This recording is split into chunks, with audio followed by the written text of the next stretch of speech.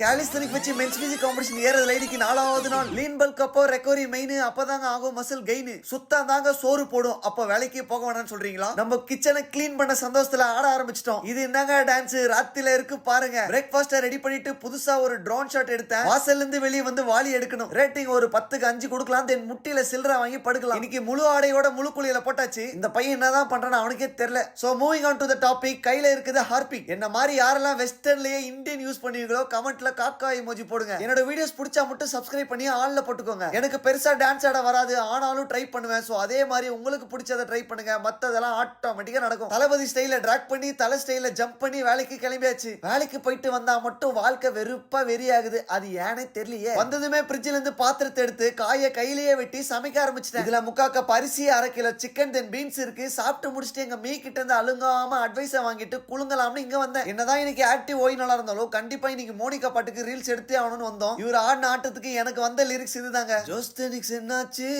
ஸ்டெப்ஸும் miss ஆச்சு, மாஸ்டரின் choreography எப்போதுமே top notch, ராத்திரி லேட் ஆச்சு, ஸ்பாட்டும் சேஞ்ச் ஆச்சு, பல மணி நேரம் ஆடிட்டு ஓகே ஆகாததுக்கு சத்யா தாங்க ஒரே ஒரு சாட்சி. ஆனா சும்மா சொல்லக்கூடாதுங்க, கடைசியா கரெக்டா ஆடி அசத்திட்டாரு. கூடிய சீக்கிரமே சான்ஸ் கிடைச்சி சினிமால போயிடுவாருன்னு நினைக்கிறேன். விரைவில் நடக்க வாழ்த்துக்கள். இதை பார்த்துக்கினே சந்தோஷமா இருந்தோம்.